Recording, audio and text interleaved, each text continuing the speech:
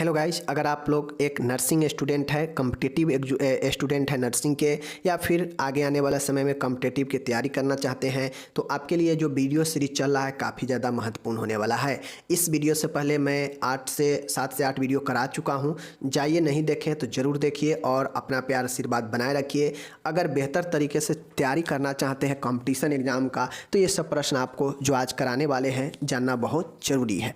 आप लोग, मैं मानता हूँ कि पढ़े होंगे, कुछ लोग अभी ही कुछ साल पहले ही पढ़े होंगे, कुछ लोगों के लिए यह काफ़ी पुराना हो गया होगा, बट रिवीजन सबको करते रहना चाहिए। उन्हीं को जॉब मिलता है जो हल्का मेहनत करते रहते हैं। तो मैं यही कहूँगा जो पास आउट हो चुके हैं, चाहे एएनएम हो, चाहे बीएससी नर्सिंग हो, जीएनएम हो, सबके लिए कॉम्पिटिटिव में एक समान सिलेबस रहता है, तो आपको भी तैयारी करना पड़ेगा। तो उसी के एवज में मैं थर्ड ईयर वाले के जगह पर ये वीडियो लेकर आता हूँ और ये नवंबर भर में पहले ही बताया हूँ कि आपको यही सब चलने वाला है, जो आपके एक बेहतर भविष्य के लिए, बेहतर नॉलेज के लिए ये सब बहुत ज़रूरी है। तो नवंबर भर जितना चाहिए आप पढ़ सकते हैं, ज्ञान अर्जित कर सकते हैं इस ऑब्जेक्टिव टाइप्स के नॉलेज के साथ, क्वेश्चन के साथ। बाकी इसके बाद फिर से हम लोग तो थर्ड ईयर में ही चलेंगे दिसंबर में, तो टेंशन नहीं लेना है। ओके, चलिए हम लोग शुरू करते हैं प्रश्न को। तो यहाँ पे कुछ हम लोग एनाटॉमी फिजियोलॉजी से रिलेटेड कुछ प्रश्न लेकर आए हैं जो कि आपके एग्जाम में पूछे जाते हैं, समझ गए। बहुत ही यहाँ से एक आध क्वेश्चन यहाँ से हो सकते हैं, आपके आ जाएंगे। जैसे कुछ ऑर्गेन होते हैं, कुछ ग्लैंड्स होते हैं और उससे रिलेटेड जो है कुछ हार्मोन होते हैं जो सीक्रेट किए जाते हैं, जो एग्जाम में बार बार आते हैं। पूछ देगा कि इनमें से कौन सा हार्मोन जो है निम्न ग्रंथियों से जो है सिक्रेशन होते हैं। चारों हार्मोन का नाम दे देगा, उसमें से एक आपको चुनना रहेगा। तो आप अगर पढ़े रहेंगे तभी तो बता पाएंगे ना। तो चलिए हम लोग आज देखते हैं।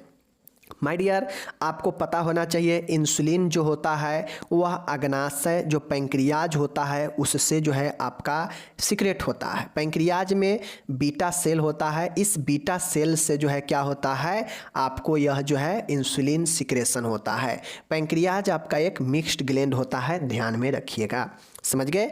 CSF आप पढ़े होंगे, यह एक फ्लूइड होता है जो हमारे ब्रेन में भी होता है और स्पाइनल में भी होता है, दोनों में होता है, समझ गए। स्पाइनल में भी होता है और ब्रेन में भी होता है CSF, समझ गए। यह CSF स्पाइनल कॉर्ड, समझ गए, स्पाइनल कॉर्ड में भी रहता है और CSF ब्रेन में भी रहता है, समझ गए। यह एक फ्लूइड होता है। ओके, बाइल है, बाइल मीन्स क्या होता है, पित्त। और पित्त का उत्पत्ति कहाँ से होता है, तो पित्त जो बनता है वह लीवर में बनता है। जामा स्टोर कहाँ पे होता है, संग्रह कहाँ पे होता है पित्त का, तो वह पित्ताशय में होता है, समझ गए, गाल ब्लडर में होता है। तो इस चीज़ को जो है आप लोग को समझना है, समझ गए। बहुत ही अच्छा प्रश्न है। ओके, चलिए। आंसू, टीयर कहाँ से सीक्रेट होता है, तो आपको पता है आंसू जो है लैक्रिमल ग्लैंड के द्वारा जो है स्रावित किए जाते हैं। लैक्रिमल ग्लैंड के द्वारा आंसू जो है आपके निकलते हैं आँखों से। यूरिन, मूत्र जो है कौन सीक्रेट करता है, तो मूत्र का निर्माण जो है आपको यह किडनी के द्वारा जो अपशिष्ट पदार्थ होता है, यूरिया वगैरह, उसके जो है छनने के बाद यूरिन जो है आपके यहीं से आते हैं। ओके, टेस्टोरोन एक पुरुष हार्मोन होता है जो आपको वृष ने जो टेस्टिस होता है, जो दो होते हैं लटका हुआ, समझ गए, और ये जो होता है इसके अंदर इसे स्क्रोटम कहते हैं। वृषण कोष होता है जिसमें वृषण आपका मौजूद होता है, अंडे के समान मेल में होते हैं। टेस्टोरोन यह बनाता है। ओके, एस्ट्रोजन और प्रोजेस्टेरोन, यह दो हार्मोन फीमेल हार्मोन होते हैं जो आपको ओवरी, अंडाशय जो होता है वहाँ से रिलेट यह सीक्रेट किए जाते हैं। HCl काफ़ी पावरफुल अम्ल होता है जो कि सूक्ष्म जीवों को भोजन में नष्ट करता है। यह अमाशय होता है, ज़्यादा HCl बनने लगता है तो यह पेट को भी क्षतिग्रस्त करता है, अमाशय के भित्ति को भी।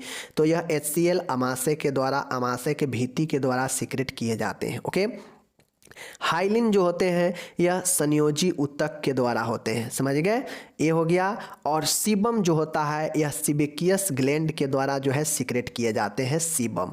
तो ये सब जो है आप इसको, उम्मीद है यह 10 ऐसे इंपॉर्टेंट प्रश्न हैं जो आपके हर एक एग्जाम में यहाँ से प्रश्न आने की संभावना बहुत ज़्यादा होता है। ओके, तो उम्मीद है समझ गए होंगे। चलिए आगे हम लोग बढ़ते हैं।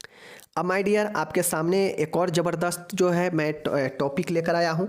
इधर कुछ 10 दवाइयाँ के नाम दिया गया है और इधर जो है आपके बीमारी के नाम दिए गए हैं। ये दवाइयाँ इस बीमारी में काम में आता है। तो अगर आपसे दवाइयाँ का कुछ नॉर्मली हो सकता है आपसे एग्ज़ाम में पूछा ही जाएगा, टेंशन नहीं लीजिए। 100 प्रश्न रहेंगे, उसमें से कुछ एक आध तो दवाई का प्रश्न रहेगा ही रहेगा। हो सकता है उनमें से कहीं इसी समय से कोई प्रश्न आपका आ जाए, समझ गए। जैसे इस साइड दवाई का नाम है, इस साइड बीमारी का नाम है। इस दवाइयाँ का उपयोग इन सारे बीमारियों में होते हैं। तो चलिए हम लोग देख लेते हैं। जैसे डेप्सोन है, डेप्सोन का उपयोग लेप्रोसी में किया जाता है, समझ गए। डेप्सोन का इस्तेमाल कहाँ होता है? डेप्सोन का लेप्रोसी में होता है, ओके। उसके बाद है क्लोरामफेनिकल। क्लोरामफेनिकल जो होता है यह जो है आपको आई संक्रमण के लिए दिया जाता है। किसके लिए? आई संक्रमण, आई इन्फेक्शन, आँखों में संक्रमण के लिए क्लोरामफेनिकल जो है आपके उपयुक्त होते हैं, ओके। क्लोरोक्वीन, आप लोग नाम सुने होइएगा, क्लोरोक्वीन। यही मलेरिया के दवाई को कोरोना के पीरियड में काफ़ी इस्तेमाल किया जाता था, समझ गए। तो क्लोरोक्वीन इम्पोर्टेंट आपके लिए है, यह मलेरिया में बहुत ज़्यादा कारगर होता है। इमेटिन होता है जो उल्टी के लिए प्रेरित करता है। उल्टी को क्या करता है? प्रेरित करता है उल्टी कराने के लिए, इमेटिन दवाई। और एंटी इमेटिक दवाई जो होता है उल्टी को कम करता है, समझ गए। तो अगर उल्टी कराना हो तो इमेटिन दवाइयाँ देंगे, अगर वोमिटिंग को रोकना हो तो एंटी इमेटिक दवाइयाँ देंगे, समझ गए। जैसे एंटी इमेटिक दवाई में ओंडास्ट्रोन आता है जिसे ओंडेम कहते हैं, ओके। चलिए, डिजॉक्सिन जो होता है यह हार्ट फेलुअर, हार्ट वाले मरीजों को दिया जाता है डिजॉक्सिन, ओके। नेक्स्ट है हिपेरिन। हिपेरिन जो है रक्त को पतला करता है, रक्त को थक्का बनने से रोकता है, हिपेरिन, ओके। उसके बाद है बेंजाइल बेंजोइट। बेंजाइल बेंजोइट जो होता है दांत खाज खुजली में इस्तेमाल होता है, समझ रहे हैं। मेफेंटिन, समझ गए, मेफेंटिन। मेफेंटिन लो ब्लड प्रेशर के जो है उपचार के लिए होता है, मेफेंटिन। लैसिक्स जो होता है आप लोग को पता होगा, एडिमा या हाई ब्लड प्रेशर में इस्तेमाल किया जाता है। इंसुलिन जो होता है डायबिटीज़ वाले पेशेंट में इस्तेमाल किया जाता है, इंसुलिन का इंजेक्शन भी आता है।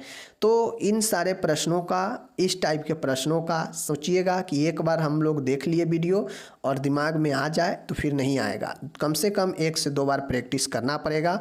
और यह सब VVI प्रश्न है आपके आने वाले एग्जाम के लिए, ओके। चलिए, इसी प्रकार से आपको कुछ वीडियो लाते रहेंगे जिसमें बहुत सारे दवाइयाँ का नॉलेज। अब ये वाला जो प्रश्न है यह था आपके लिए, समझ लीजिए। यहाँ से तो एक प्रश्न आना तय है, यहाँ से 1-2 प्रश्न जो है आपके आना एकदम तय माना जाएगा, समझ गए। चलिए, जैसे इधर दिया हुआ है बीमारी का नाम, इधर दिया हुआ है सूक्ष्म जीवों का नाम। जैसे हम लोग जानते हैं संक्रामक जो बीमारियां होती है वह कोई ना कोई जो है आपको संक्रमण सूक्ष्म जीव के कारण ही होता है। तो इधर संक्रामक बीमारी है और इधर आपका सूक्ष्म जीवों का नाम है, जो ये बीमारी सब इस जीवाणु के कारण होता है। तो चलिए देखते हैं किसके कारण कौन सा होता है। यहाँ से एक प्रश्न आने की बहुत संभावना है। जैसे चिकन पॉक्स, चिकन पॉक्स को हम लोग छोटी माता कहते हैं, समझ गए। छोटी माता चिकन पॉक्स जो होता है वेरिसेला जोस्टर वायरस के कारण होता है। अब जो लोग हिंदी इंग्लिश वाले हैं, अगर जिनको दिक्कत हो हिंदी इंग्लिश में, तो इंग्लिश भी दिया है, हिंदी भी दिया है, अपना ध्यान से देखिए।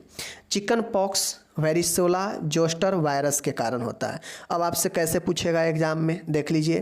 कहेगा कि चिकन पॉक्स बीमारी किस सूक्ष्म जीव के कारण होता है निम्नलिखित में से, समझ गए।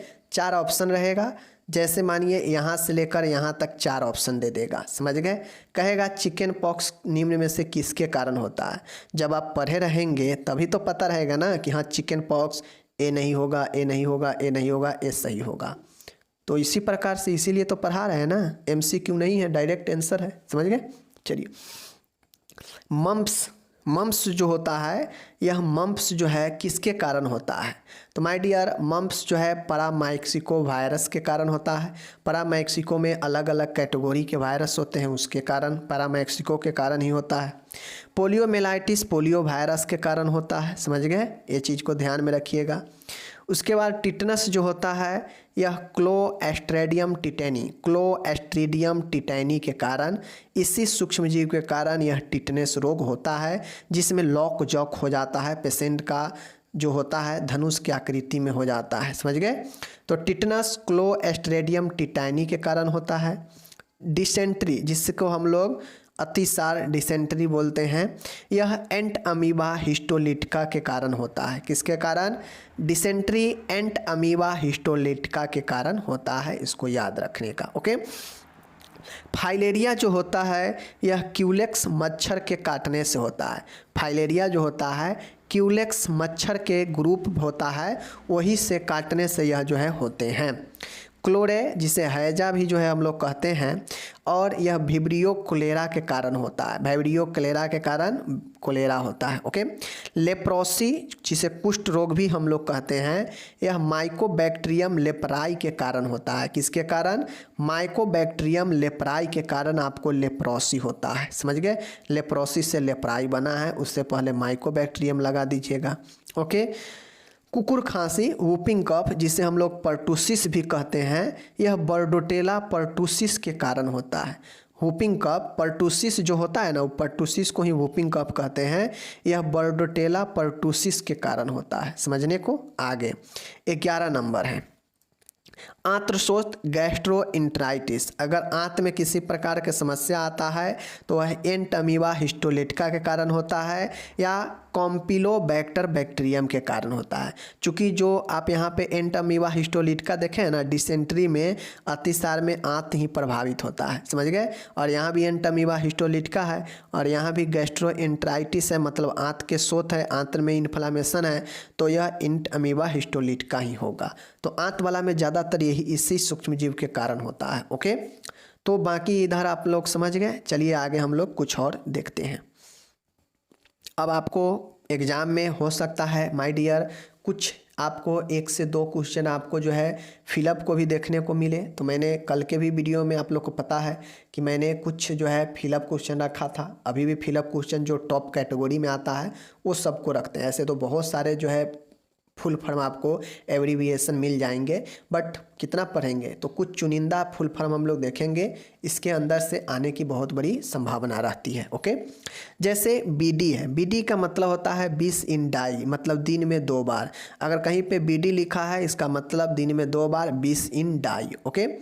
टीडीएस का मतलब होता है टर इन डाई, 3 में 3 बार। ठीक है, दिन में 3 बार टीडीएस टर इन डाई। ओके। आगे ओडी, ओडी का मतलब होता है ओमनी डाई या ओन्स इन डाई। समझ गए? दिन में 1 बार, ओमनी डाई दिन में 1 बार। ओके। एसओएस का मतलब होता है सी ऑपोजिट, सी ऑपोजिट का मतलब होता है आपातकाल, इमरजेंसी, मतलब जब जरूरी हो तब एसओएस। ओके। बीपी का मतलब होता है ब्लड प्रेशर, रक्तदाब। एचएस का मतलब होता है होरा सुमनी, सोते समय, एट ए बेड टाइम। ये सब दवाई लेने की तरीका में भी आता है, इसीलिए फुल फॉर्म जानना जरूरी होता है एक नर्सिंग कैटेगरी के स्टूडेंट को। स्टेट का मतलब होता है एट वंस, तत्काल, मतलब अभी के अभी। समझ गए? State. TPR temperature, pulse, respiration rate होता है टीपीआर। ओके। आईएम इंट्रामस्कुलर, मतलब मांस में। समझ गए? उसके बाद ओआरएस होता है ओरल रिहाइड्रेशन सॉल्यूशन। सीपीआर का मतलब होता है cardio pulmonary resuscitation. CPR cardio, P for pulmonary, R for resuscitation. तो ये चीज़ें BD, TDS, OS, BP, HS, stat, TPR, ये सब बहुत इंपॉर्टेंट है, इसको आपको ध्यान में रखना है। ओके। चलिए आगे हम लोग चलते हैं। अब ए वाला प्रश्न आपके सामने है, यह और ज़्यादा महत्वपूर्ण है, इसको समझना बहुत महत्वपूर्ण है। बहुत लोग इसमें कन्फ्यूजन हो जाते हैं, तो ध्यान दीजिएगा। देखिए कार्डिया आपका आएगा तो समझिएगा हृदय से रिलेटेड है, नाड़ी दर्द से रिलेटेड है। पोनिया आ जाएगा जिसके अंत में नोइया लगा रहेगा, वह श्वसन से रिलेटेड होगा। समझ गए? जैसे टेकीकार्डिया, टेकी मतलब तीव्र, मतलब तेज, तो यह 100 प्रति मिनट से अधिक हो जाता है नाड़ी दर व्यक्ति का पल्स रेट, तो वह जो है आपके टेकीकार्डिया में आता है। समझ गए? तीव्र हृदय दर। समझ गए? चलिए ब्रेडीकार्डिया मतलब होता है मंद मंद नाड़ी दर और यह 60 प्रति मिनट से कम होता है तो मंद नाड़ी दर में हम लोग रखते हैं। समझ गए, मतलब हार्ट स्लो काम कर रहा है। अगर तेज होगा तो हार्ट मतलब तेज काम कर रहा है। तीव्र श्वसन है टेकीपोनिया है। श्वसन के कंडीशन में पोनोइया आएगा और टेकी मतलब तीव्र और ब्रेडी मतलब मंद। तो टेकीपेनिया मतलब तीव्र श्वसन, तेज श्वसन और यह होता है 24 पर मिनट से अधिक श्वसन होते हैं तो यह तीव्र श्वसन में आते हैं। ओके, मंद श्वसन है ब्रेडीपोनिया होते हैं। यह 10 प्रति मिनट से कम श्वसन जब व्यक्ति का हो जाता है तो यह मंद श्वसन में आ जाता है। समझ गए, यह बीमारी का टारगेट होता है। टेकीकार्डिया में व्यक्ति इतना से अधिक है मतलब टेकीकार्डिया है बीमारी है, इतना से कम भी है तो यह भी बीमारी का लक्षण है। श्वसन में भी सेम कंडीशन है। तो इसलिए जानना जरूरी है कि टेकीकार्डिया, ब्रेडीकार्डिया, टेकीपोनिया और ब्रेडीपोनिया, ये चीज़ें को समझना जरूरी था। मैंने समझा दिया आपको। कुछ चीज़ें यहाँ पे एनीमा से रिलेटेड आपको समझना पड़ता है। समझ गए, एनीमा से रिलेटेड आपको चीज़ें समझना पड़ेगा क्योंकि एनीमा महत्वपूर्ण है नर्सिंग के क्षेत्र में। जैसे देखिए कोई एडल्ट है, समझ गए, कोई एडल्ट वयस्क होते हैं तो उसमें आपसे पूछा जा सकता है कि निम्न में से वयस्कों के लिए एनीमा में कितने तरल का उपयोग किया जा सकता है ऐसे, या फिर ये भी पूछ देगा कि बच्चों में कितने जो है एनीमा में तरल का इस्तेमाल किया जा सकता है। तो आपके पता रहेगा, नॉलेज रहेगा कि वयस्क में, बच्चों में, शिशु में कितना हम लोग घोल का यूज करते हैं एनीमा में, तब तो ना आप वहाँ पे टिक मार पाइएगा। चलिए देखिए, 10 बार एनीमा देने के लिए, समझ गए ना, वयस्क में जो एनीमा की घोल होता है वह 5 से लेकर 1000 यानी आधा लीटर से लेकर 1 लीटर तक हो सकता है। इतना क्षमता होता है, वयस्कों में सह सकता है वो। बच्चों में बात किया जाए तो 250 से लेकर 500 ml यानी 250 से लेकर आधा लीटर तक वह जो है बच्चों में इतना घोल का एनीमा दिया जा सकता है। शिशु में जो बच्चा है, शिशु है, उसमें जो है आपको 250 ml से भी कम जो है दिया जाता है एनीमा में इतना घोल। समझ गए, तो यह घोल दिया जाता है मल को सॉफ्ट बनाने में या फिर आंतों को धुलने में, ये सब में। तो यह एनीमा की मात्रा है। बहुत अच्छा प्रश्न है, याद रखिएगा, समझ गए, एग्जाम के दृष्टिकोण से। इसी प्रकार से थियोरिकल क्वेश्चन अंदर से उठाते हैं, पूछ देगा कि शिशु में कितना घोल का इस्तेमाल किया जाता है एनीमा में, बताइए कितने घोल की मात्रा। तो 250 ml से कम। अगर मैं आपको बता देता हूँ, ऑप्शन में रहेगा 200, ऑप्शन में रहेगा 300, ऑप्शन में रहेगा 500, ऑप्शन में रहेगा 100 ग्राम, और शिशु के लिए पूछेगा तो कॉमन सेंस होता है। अब हमने पढ़ा दिया 250 ml, अब कहिएगा जा 250 ml तो ऑप्शन है, ये नहीं है सर, तो गलत पढ़ा दिए हैं। नहीं, गलत नहीं, MCQ टारगेट किया जाता है, टारगेट किया जाता है। मैंने आपको यहाँ 250 ml से कम बताया है, समझ गए ना। तो देखेंगे कि 250 ml के नज़दीक कौन है। नज़दीक इतना भी नहीं नज़दीक देखेंगे कि सीधा 150 कम आ जाएंगे नीचे और 200 ऊपर चले जाएंगे, उसके लगभग में देखेंगे। MCQ लगभग में भी आंसर होते हैं। तो देखेंगे भाई 250 के नज़दीक तो यही 200 वाला ही है, तो 200 हमारा राइट हो जाएगा। समझ गए, 100 बहुत कम हो जाएगा, 300 ज़्यादा ही हो जाएगा, 500 बहुत ज़्यादा हो जाएगा, तो राइट क्या होगा, 200 होगा। तो ये सब कुछ दिमाग भी लगाया जाता है। ऐसा नहीं है कि मैंने जो पढ़ा दिया एकदम आंसर सटीक को ही दिया रहेगा, उसके आसपास भी रहता है आंसर, समझ रहे हैं ना। चलिए अब यहाँ पे है कुछ चीज़ें हैं, यहाँ पे देख लीजिए। एक बार में 100 से 150 ml से अधिक मात्रा नहीं दी जानी चाहिए। एनीमा देने के उद्देश्य के अनुरूप घोल का तापक्रम समायोजित करनी चाहिए। अब जो एनीमा दिया जाता है घोल तो आप तैयारी कर लीजिएगा। वयस्क के लिए 500 से 1000 ml, समझ गए, बच्चों के लिए 250 से 500, शिशु के लिए 250 से भी कम। लेकिन ये जो घोल होता है 100 से 150 से ज़्यादा ml जो है नहीं दिया जाता है एक बार में, समझ गए। घोल आप तैयार कर लीजिए, लेकिन इतना से जो ज़्यादा जो है एनीमा में एक बार में नहीं दिया जाता है, समझ गए, यहाँ ध्यान रखिएगा। वयस्कों के लिए जो तापक्रम होता है एनीमा, चूँकि एनीमा ठंडा पानी में नहीं होता है, समझ गए, एनीमा हल्का सा सुसुम टेम्परेचर पानी को गर्म किया जाता है। उसमें जो तापक्रम होता है एडल्ट के लिए वह 105 से 110 फ़ारेनहाइट, सेंटीग्रेड में बात किया जाए तो इतना होता है, समझ गए। बच्चों में 100 से लेकर 100 फ़ारेनहाइट या इतना सेंटीग्रेड। अब मैं ये इसलिए पढ़ा रहा हूँ, मान के आपसे घोल का जो है मात्रा ना पूछ के कह दे कि वयस्कों में कितने टेम्परेचर का घोल का इस्तेमाल जो है एनीमा देने में किया जाता है। तो टेम्परेचर पता रहेगा तब ना। 105 से 10 है। अब ऑप्शन में दे देगा 100 से लेके 105, इसका जिक्र नहीं करेगा। तो नज़दीक हम देखेंगे कौन है, 100 से 5 है तो यही मारेंगे, समझ गए। अगर 110 से 15 दे देगा तो ये ज़्यादा हो जाएगा, ये नहीं होगा, समझ गए ना। तो आसपास की चीज़ों पर हम टारगेट करते हैं, तो यही चीज़ें होता है। बाकी हम एक चीज़ जो यहाँ बता दिए ये समझ कर लेकर चलिए, इसके आसपास में जो देगा ऑप्शन में वो मारेंगे, बिल्कुल सही होगा, समझ रहे हैं ना चीज़ों को। चलिए ये हो गया। और इस प्रकार से आज कुछ नॉलेजफुल मैंने आपको वीडियो बता दिया। यह आपके बहुत कारगर है एग्जाम सबके लिए। इसी टाइप्स के क्वेश्चन आपके एग्जाम में आएंगे ही। कल मैंने आपको सेंटीग्रेड से फ़ारेनहाइट से सेंटीग्रेड बताने का कुछ जो है क्वेश्चन बताया, वहाँ से प्रश्न आएंगे ही आएंगे। तो इन सारे क्वेश्चन को आपको प्रैक्टिस करना पड़ेगा, जो थोड़ा सा थियोरिकल टाइप हो। नहीं प्रैक्टिस कीजिएगा, प्रश्न आएंगे, गड़बड़ा जाइएगा, समझ रहे हैं। तो इसलिए कॉम्पिटिटिव इतना भी आसान नहीं है कि आपको हलवा सा पूछ देगा कि विटामिन सी का जो है रासायनिक नाम क्या है बताइए। हाँ, इस टाइप से क्वेश्चन आएंगे, लेकिन उतना ना आएंगे जितना आप एक्सेप्ट कर रहे हैं, समझ गए। तो ये चीज़ें पढ़कर चलिए, बेहतर पढ़िएगा, मेहनत कीजिएगा तो जॉब ज़रूर होगा। नहीं मेहनत से भागिएगा, 2-3 महीने मेहनत ना कीजिएगा तो जॉब होना मुश्किल है, समझ रहे हैं। बाकी आप समझदार हैं, समझ रहे हैं। मिलेंगे आपसे अगले वीडियो में, अपना ख्याल रखिएगा, धन्यवाद।